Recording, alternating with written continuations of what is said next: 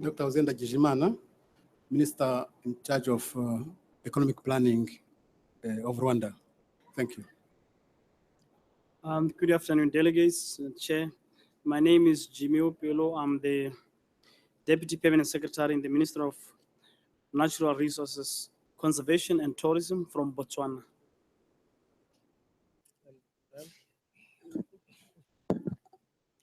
I'm Anya Fuhiri. I'm the Executive Director of the Environment Protection Agency of the Republic of Liberia. No, we do not have a ministry. We have an agency, and I'm head.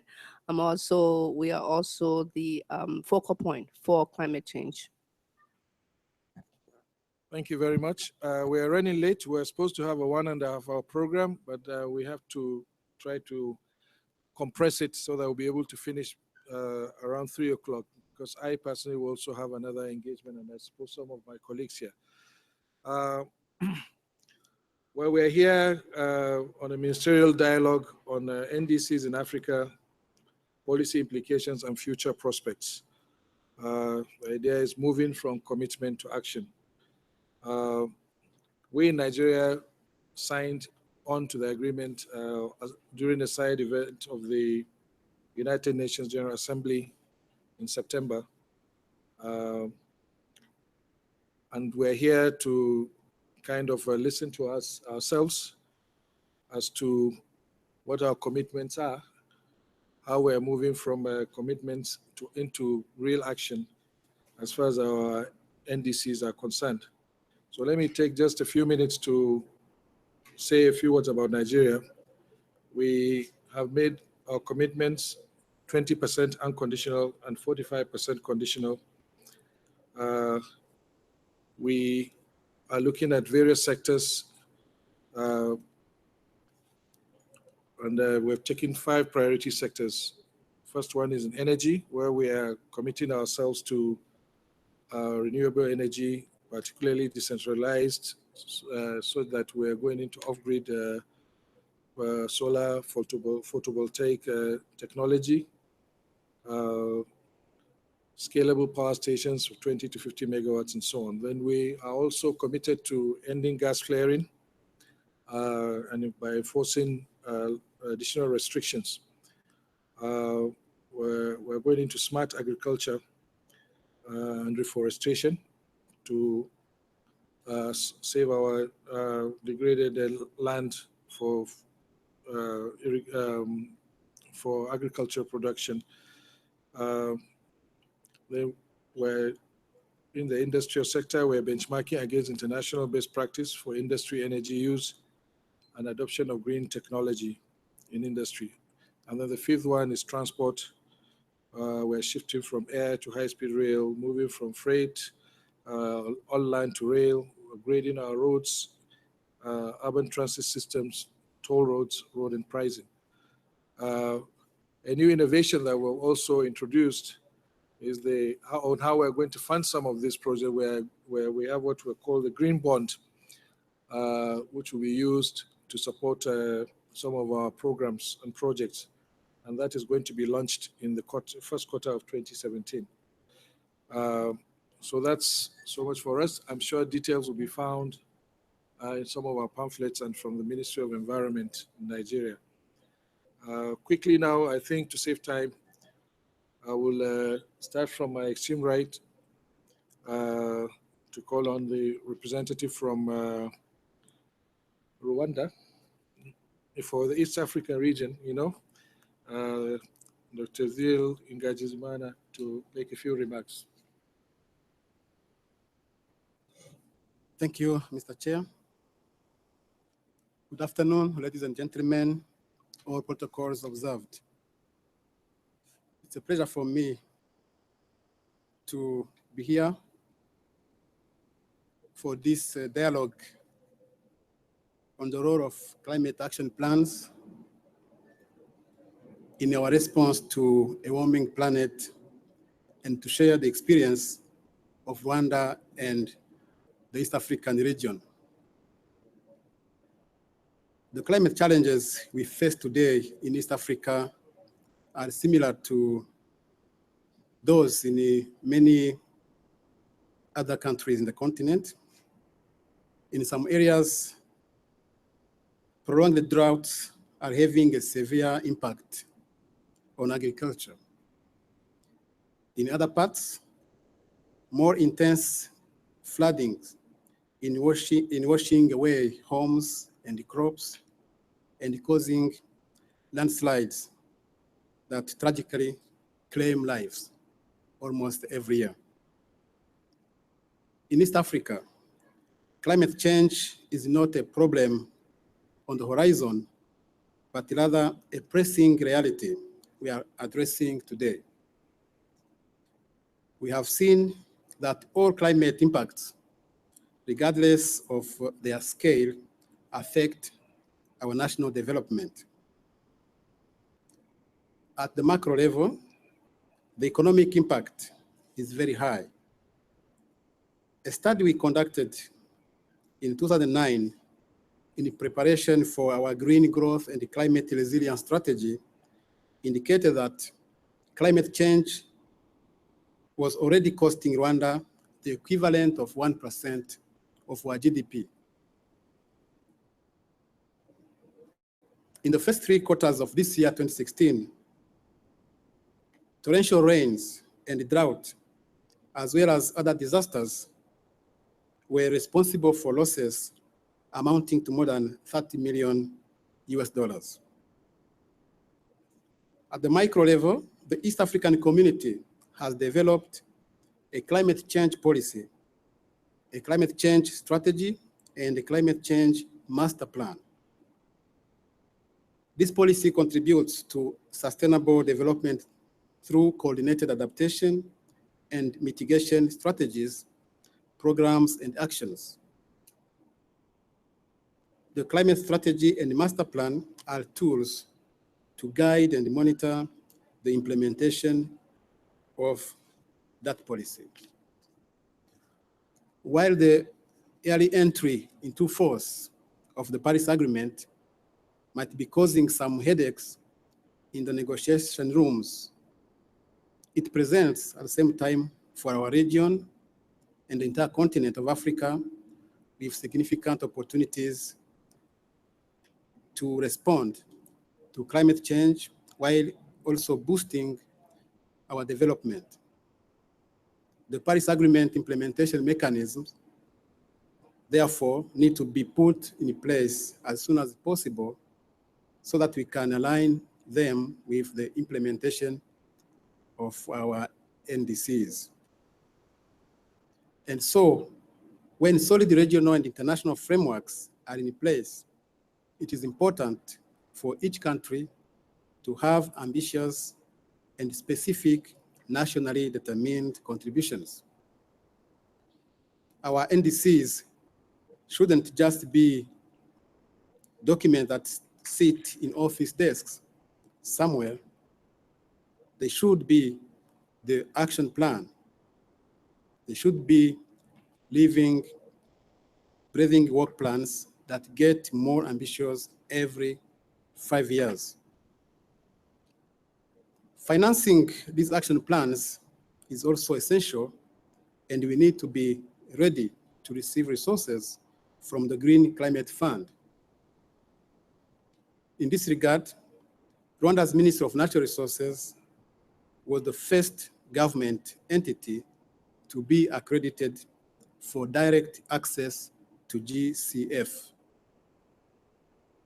We have submitted a proposal for rural economic development in one of our districts, and we have received $1.5 million from the fund to help prepare this project.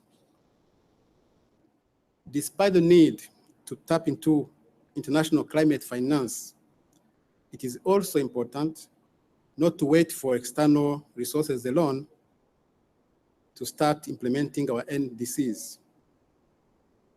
As we push hard to mobilize $100 billion by 2020, we must also see how we can go ahead ourselves and meet the targets we have set by using our domestic resources. In Rwanda, This approach led us to establish our own National Green Fund, which invests in climate resilience initiatives across the country. To date, the fund investments have restored thousands of hectares of water bodies, land and the forests, and has employed almost 60,000 people in green jobs, supporting sustainable livelihood development in all the corners of the country. Ladies and gentlemen, while East Africa's experience is unique, there are some lessons that can be shared with others, and I look forward to today's discussion so that we can learn from one another and work together to limit global average temperature increases way below 1.5 degrees Celsius as we have jointly decided. Thank you for your kind attention. Thank you very much. Can I invite our sister from West Africa? You wouldn't be the last. Okay, why don't you start? Okay. We can't decide which one to use. Good afternoon, everyone. And what I will be presenting is basically ideas or concepts of how we look at the NDCs. My government, my president is the president of ECOWAS. So we don't even just talk about for Liberia, we talk for West Africa, for the region.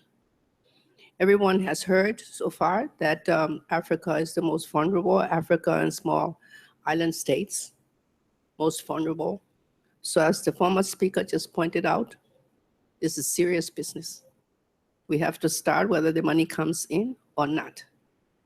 And can also put pressure for the money to come in. So I'll just be giving you a few ideas that I thought through on INDCs. Or protocol observed. While the Paris Agreement marks a significant achievement by the global community to combat climate change, the nationally determined contributions, NDCs, are the pillars of this agreement. To date, all African countries, apart from Libya, have submitted NDCs. This demonstrates our commitment as a continent to global effort to combat climate change in the face of our need as a continent to develop in a sustainable way. For example, Liberia's NDC includes one component on mitigation and one on adaptation. My country's NDC presents a platform to integrate its low carbon development strategy into the country's long-term sustainable development vision by 2030. We call that our agenda for transformation.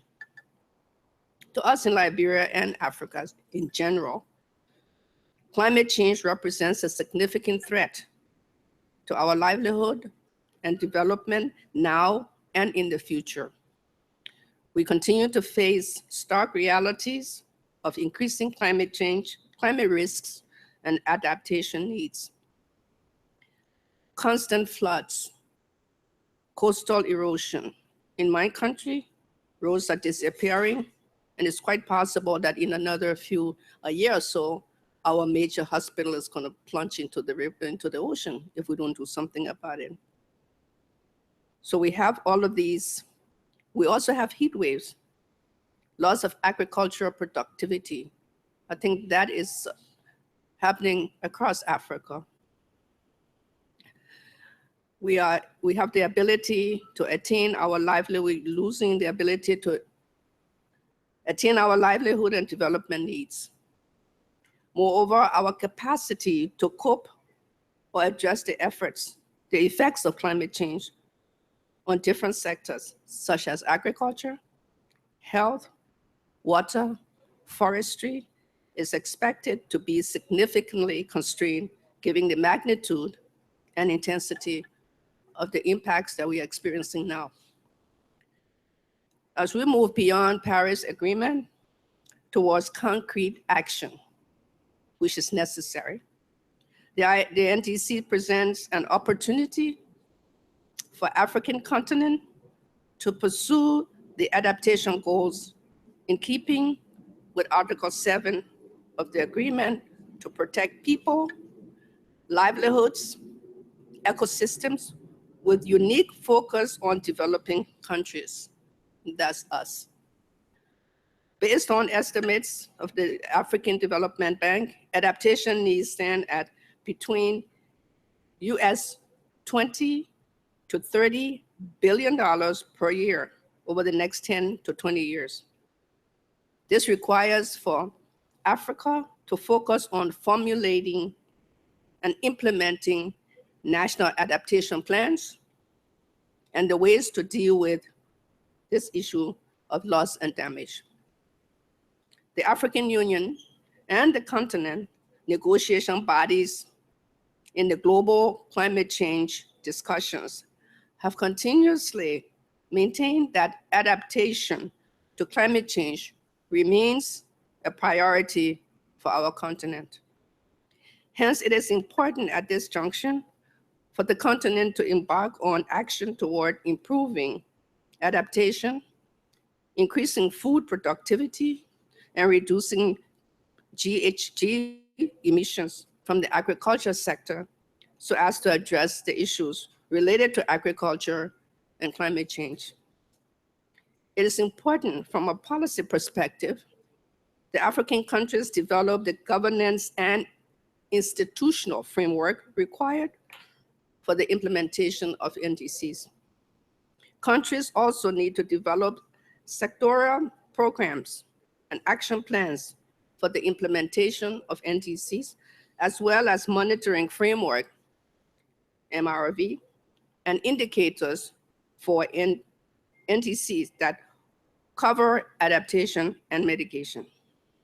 Finally, the continent will need to breach the capacity constraints by strengthening institutional and human capacity in order to adequately access the various climate change funding mechanisms, such as the Green Climate Fund, in order to speed up implementation of INDCs in a tangible manner. And what I would like to add here is that the Green Climate Fund is country-driven. If you do not put in proposals, you do not get it.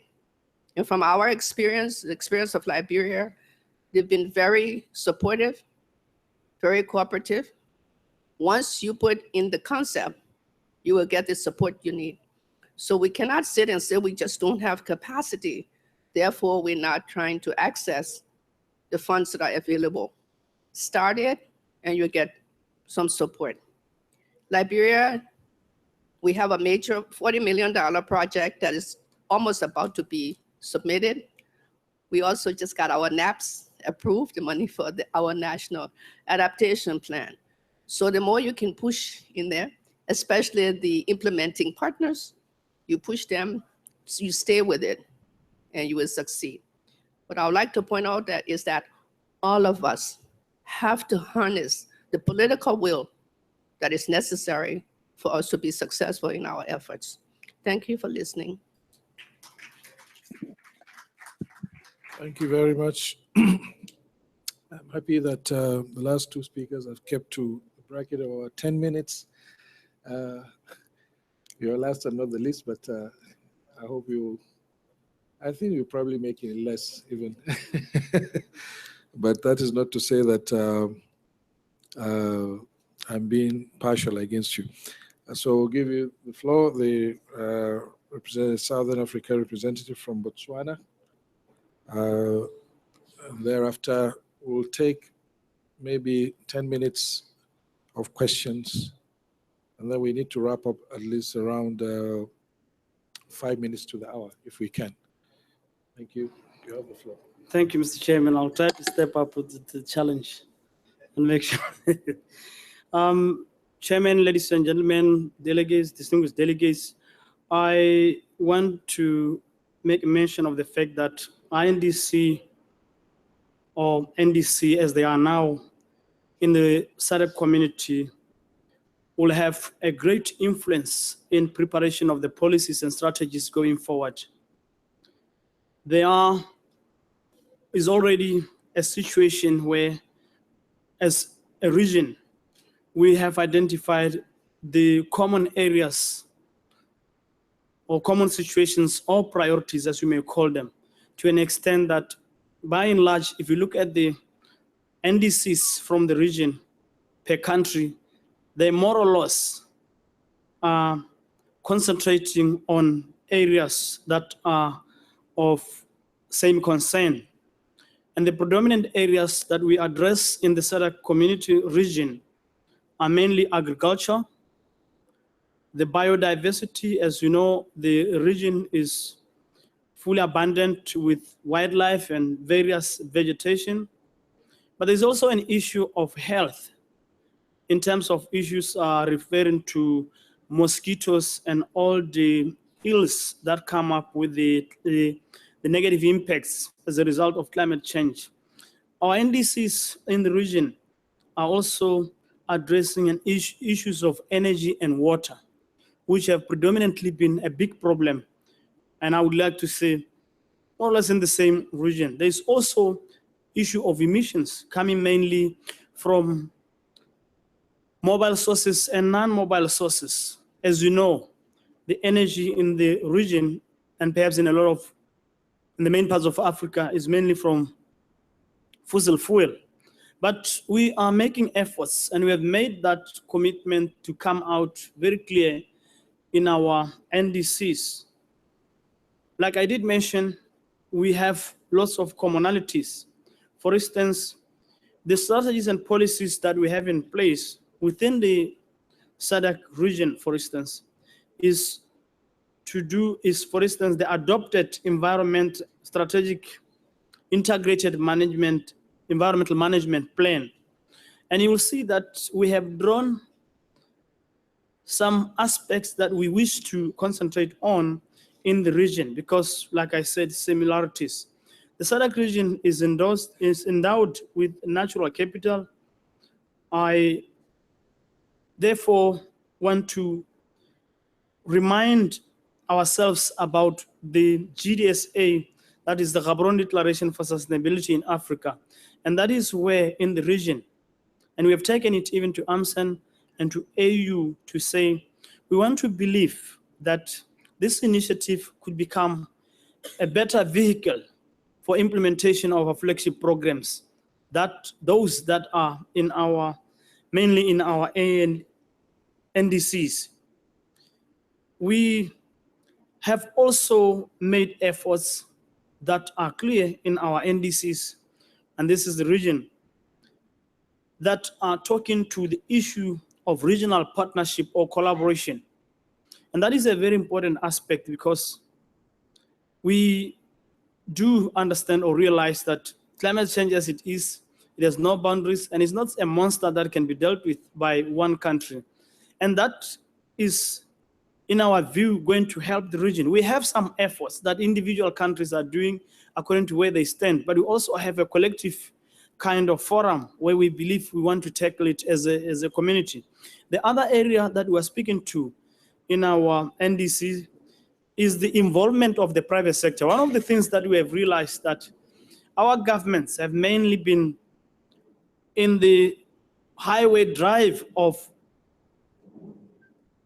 bringing about the development with private sector, not so much involvement to an extent that they also should understand that the issues of climate change are also affecting them. So climate change in our region is not looked at as a government thing. It's something that affects every and anybody who can be affected by it. And so that recognition is also carried into our NDCs. Like I said, will not talk too much, but I also, before stopping my talk, to emphasize that In terms of pursuing the various financing mechanisms, we have already, in the case of Botswana, I know, submitted some projects online for funding that address climate change. But we're not only looking for funding from sources outside. Every member state in the SADC community is doing the best it can to make sure that there is something we put forward, be it technology, be it some funding that we can source somehow, be it some form of in-kind that will show some participation and commitment to the process of climate change. And so my talk here was mainly to say, in the efforts of doing so, we are aiming at, first of all, achieving sustainability in the region and for Africa through GDSA. We're also aiming at making sure we are in control and understanding and quantifying our natural capital. Thank you, Chair. Thank you very much. Thanks for keeping to time. Ladies and gentlemen, we've had a brief rundown from these three regions, from East Africa, West Africa, and Southern Africa, on our strategies, the intended nationally determined contributions, related to the climate change agreement. What I've just tried to take one or two things from each of the presentations, which I think maybe we need to keep at the back of our minds, maybe share. There's at least from East Africa and from West Africa, you had mentioned the National Green Fund. I think that is very, very, the setting of a National Green Fund in Rwanda, which I think is a very good idea. Like I said, in Nigeria, we've also saw the need to promote what we call a green bond, find a way to involve the private sector. I'm happy to note also that the actions you are taking also, you're not forgetting the need to create jobs. It's very important. We have a very high youth population in Africa, and whatever we are doing, we must try to bring that into focus. It's important that we look for projects and measures that can support job creation all the time. From Liberia, talking about giving priority to adaptation, and also trying to strengthen institutional framework, making sectoral plans, and also instituting a monitoring framework to measure success. The need for capacity building, both institutional and human, and how strategies can be evolved to tap into the Green Climate Fund as well. And from, of course, the last speaker, I took note of the two important things: regional partnership and collaboration. Sometimes we have issues that are transboundary, and if we don't strengthen that collaboration, we cannot work in isolation.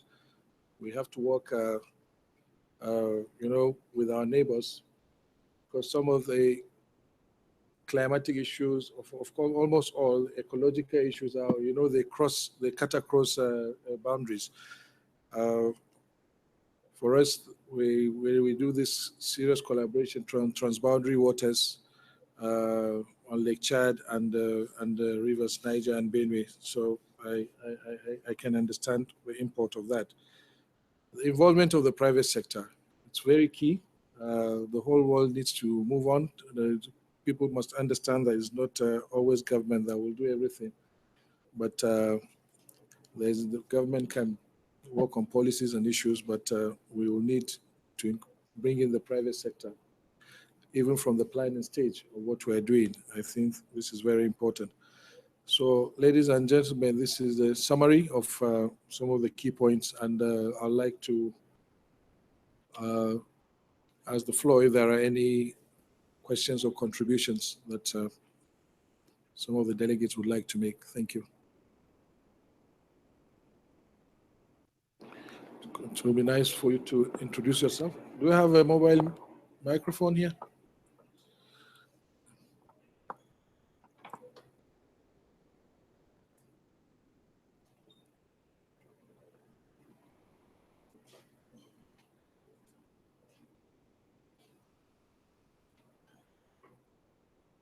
Thank you very much. My name is Tim Clark. I'm here as the ambassador for the Global Eco-Village Network. I'm a former European Union ambassador to the African Union, IGAD, EAC, Djibouti, Ethiopia, Tanzania. Worked 30 years in Africa. I have two questions. One is, I think both Rwanda and Botswana, even Nigeria, are showing leadership in relation to innovation. Rwanda with their new innovation city, Botswana with its eco-innovation center, Nigeria with Eco City in Lagos.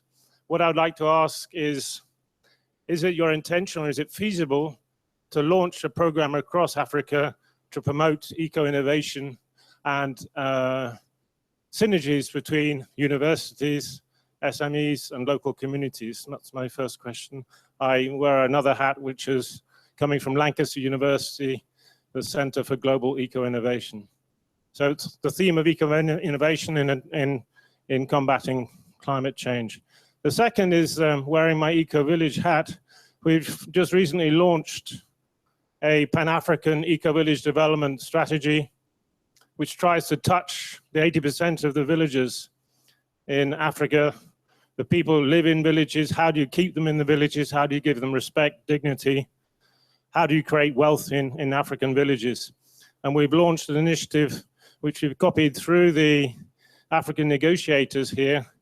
And we really hope this will be taken up at the level of the African Union, ECOWAS, and so on. We believe that transforming villages in Africa into eco-villages is a massive, massive challenge, but could be the right sort of a response. And we're looking in particular at initiatives in Senegal, who have a program to transform 14,000 villages into eco-villages, in Cameroon, in Tanzania, where it started, in Egypt, in Burkina Faso, where the president recently announced his program to convert 2,000 villages to eco-villages. So our plea is, don't forget rural people, women, vulnerable groups in villages. Villages should be the way forward for addressing climate change and giving people respect and dignity. Thank you. Thank you.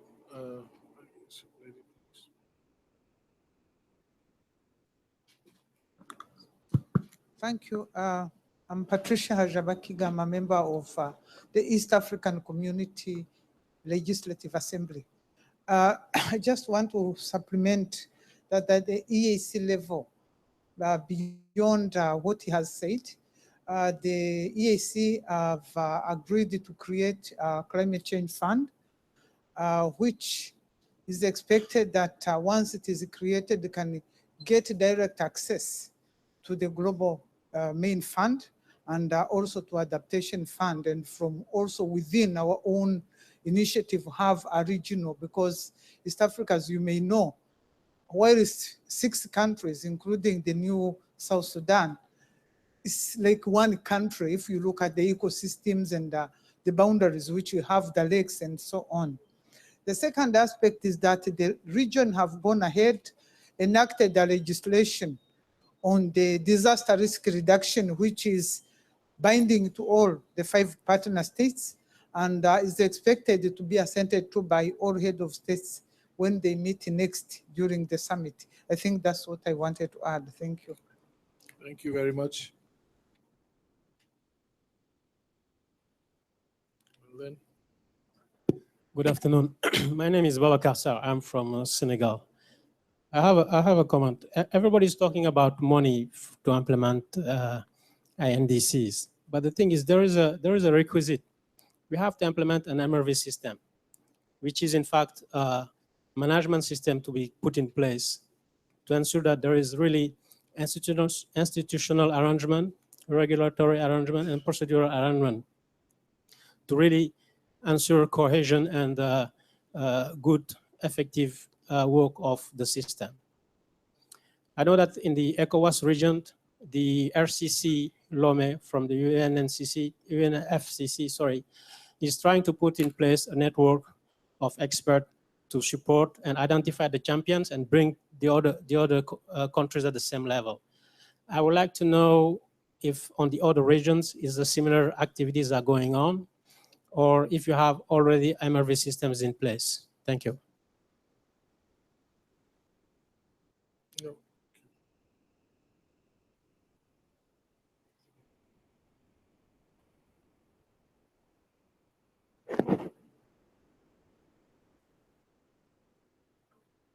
My name is Jessica Mwansia, and I work with Oxfam. I've listened carefully to the conversation, and it's good to know that the African countries are beginning to access the GCF funds. And I'm happy to know that Rwanda was able to get 1.6 million US dollars from the same kitty. But my question has always been, this money, yes, we are getting this money from the developed countries who are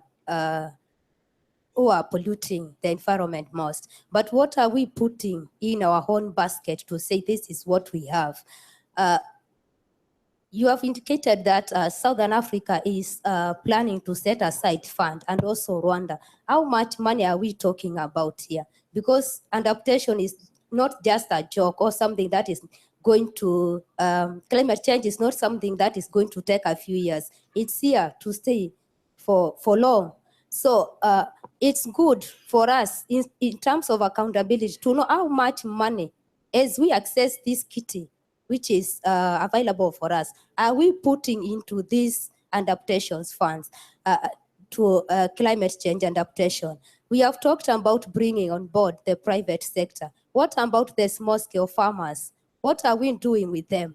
What about the civil society organization? I've learned that under GCF, the national government have the responsibility of nominating the national civil society organization also to access this fund. What kind of capacities are we building for them to access this? Accreditation takes about 9 or 1 year for an organization to be accredited to apply for these funds. What steps have we taken place since the Paris Agreement last year? In terms of the projects that we are proposing and what we plan to do at the rural area, where most of the work that I do is located. I read a report this year about looking at the vulnerabilities of the communities and their priorities. And one of the key messages that was coming was that the communities wants family planning as a way of adaptation. If you had asked me whether that is relevant, I would have said no. I would have even debated about it. Are we really talking to these people to know actually what are their priorities? Are we doing top-down interventions? So we need to involve each and every sentiment of the society in the in building the adaptations and the access to technology and all the other aspects that are required for them to produce and thrive. Thank you. Thank you. You have asked several questions here. I don't know how we can in one. Please, maybe we'll take 2 more questions because of time. No, there was a gentleman at the back. Yeah. Thank you, Mr. Chair. I hope I can stand up. Yeah. Yeah, mine will be a very simple, specific question or intervention. I would like to anchor my question to the one made by the distinguished delegate here. I don't know the name. And that is with respect to capacity building. What I have realized is that when we come to the NDC, there has been a lot of work that has been done. Some have reached a high level, others are low.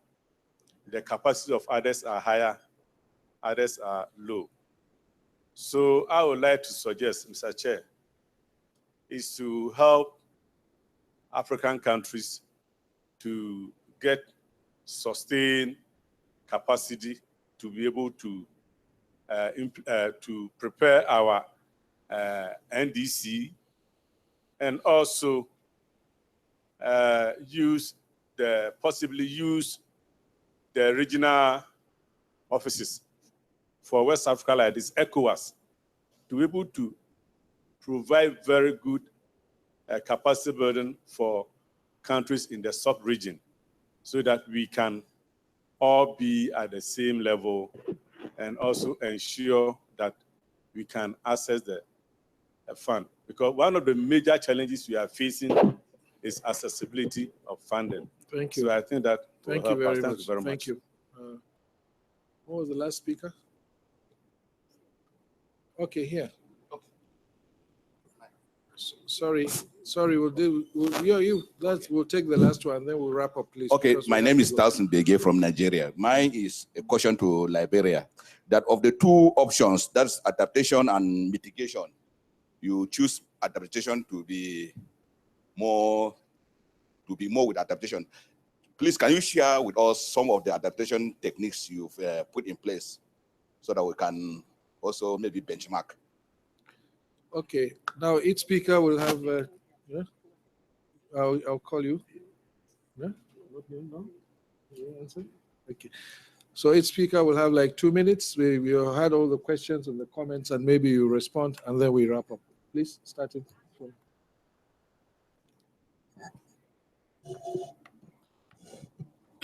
Thank you, Chair. 2 minutes. I would like to thank the participants who have given very useful contributions about what's happening in the East African community, and the suggestion of synergies across countries, across regions in Africa, and the emphasis on eco-villages. Specifically, I want to respond to some questions raised by our sister from Nigeria about the focus on mobilization of international financial support. And the question was, how much are we mobilizing internally? How much are we putting in these climate programs? I have two answers. One is that not all climate actions actually require money. Issues of institutional arrangements, structures, regulatory framework, discipline in implementing existing government programs and private sector investment to make sure that they are climate friendly. These are some of action that actually don't require money, but they require order, they require regulation, they require discipline. And another way to address financial issues is really to integrate the climate issues in our national planning and budgeting in various sectors. Our existing programs in energy, in transport, in agriculture, forestry, we need to make sure that we have put consideration on climate problems. It may require additional fund, but it may even not require at all more money if we mainstream the climate aspects in our ordinary planning and the budgeting. Lastly, of course, efforts needs to be made in mobilizing domestic resources using our fiscal policies. We may not get enough, but at least we need to be committed to mobilize what is possible, but also to use it efficiently, especially by this integrated approach in tackling the climate problems. Thank you, sir. Rwanda, Botswana. Thank you, Chair. I wouldn't go to like question by question, but the issues that sort of came into the surface. For instance, there were issues of structures. What structures do we have in place? Capacity building in terms of training, policy development, etc., etc. Maybe something that I did not highlight in the case of our region. We are very much aware that as we take up the concept of initiative of NDC, there is need to bring everybody else on board. And there are communities, for instance, in the case of Botswana, is a program under community-based natural resources management who are already taking part, and they've been going through various levels of training, in terms of how they will go about the process of NDC and the projects that we are going to put into place. And I want to believe it's not only the case of Botswana, it's the region as a whole. The issue of there was a question, is it feasible to go about, eco villages and what if already we have programs of green cities? So all it means is that our villages or our towns, the only thing they need is to be consulted. They need to be brought into the mainstream of what is it that we are talking about. But please remember that before the NDCs were INDs put in place, we went through all the sectors of economy, including our levels of community. So the farmers, the small farmers, like my sister, I think it's Jessica said, the small farmers, the big farmers, the industrial, they all have had their input into it. So I guarantee you that everybody else is on board. The last question was, if we are talking of accessing funds from somewhere else, what are we putting on the table? We did indicate that countries are funding this through their development budget. And it's not an easy thing.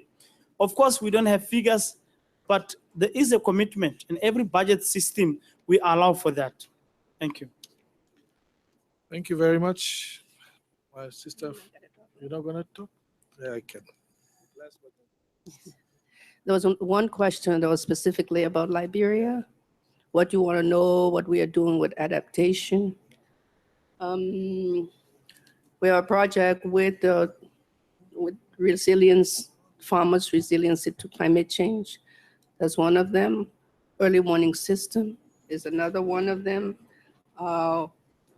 We also try very hard to protect our coastal area. Liberia has a long coastline where most of the communities live. So that's one of the areas we're working on. I'm not sure if you needed more than that. But the questions that are coming up, they're very important. But if you're applying to GCF and you're not including some of these issues that you're bringing up, it's a problem. GCF sees itself as a transformative finance mechanism. So you have to be thinking about the community capacity building, whether it's human capacity building or institutional. You have to think about it. Why did you put me at the end then? I wanted to also to recognize a friend of mine. The issue came up about expert network. And my friend from Sierra Leone has been working on this for a long time, because anytime we get projects going, trying to find the experts that we can call in, African or within country, it's very important that we do share whatever expertise we have into some kind of database. Thank you very much. My apologies. I would like to, I think I'm very much personally interested in what you had to say about the eco-villages, and I think it's something that can be discussed further. So maybe I'll see you at the end of this program. Ladies and gentlemen, our time is up. At this note, I would like to thank you all for listening and for attending. We'll just raised some of the issues on our INDCs, and I'm sure there will be more information in some of our individual country reports and promotional documents. Thank you very much and have a good afternoon.